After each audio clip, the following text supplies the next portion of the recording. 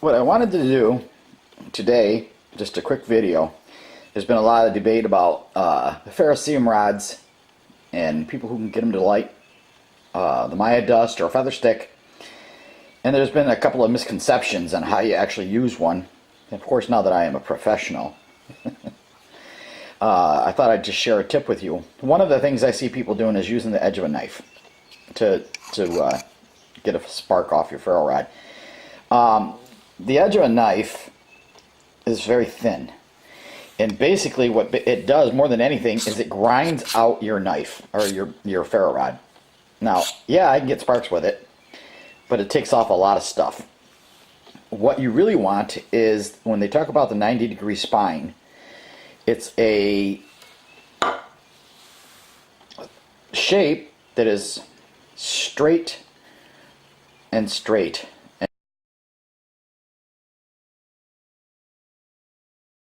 And not rounded in the corner. Now, this is that one knife that I have.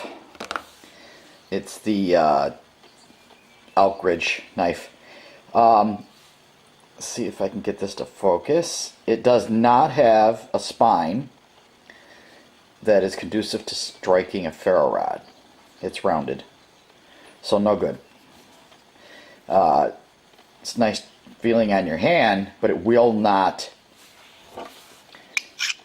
It won't grab, if you want to use that word, it won't grab the ferro rod and make a spark. Of course the blade will, because again, it's sharp and digging at it, but that's really not what you want. There's another knife that I was showing you that does not have a 90 degree. It's kind of rounded on the edge, a little sharper than the other one. But what I did when I was making these ferro rods is I didn't include a striker. I figured everybody else could figure out how to strike their own ferro rods. But I've gone through knife after knife, and I was surprised that most of mine do not have a good sharp 90 degree. They all, in one fashion or another, are a bit rounded. Like I said, the blade will throw a spark, but the 90 degree, no. So anyway, I was on Chinese websites, Import City. It's actually called Fast Tech. And I saw these little, they're called neck knives. Now, as far as a knife, they're worthless. They're not sharp at all. But what I thought they might be good for is a striker for my ferro rods. So I ordered a couple of them. And I'm sure if I wanted to sharpen that blade, it could be more useful. But I really wanted it for a striker. So I got them, and lo and behold, they work really good for a striker.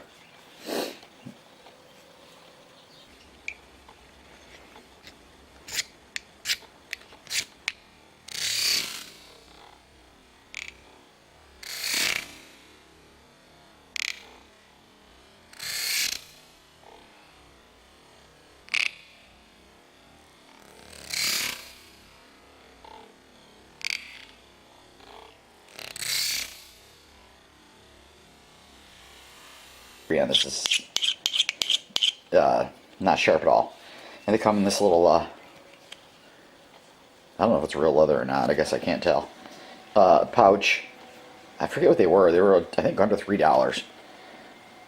And a little rope hangs off of it. But what I bought them for was because I wanted to have strikers for my ferro rods. For myself, my grandkids, whatever. And so if you're looking for one, fasttech.com has these. And they work great for ferro rods.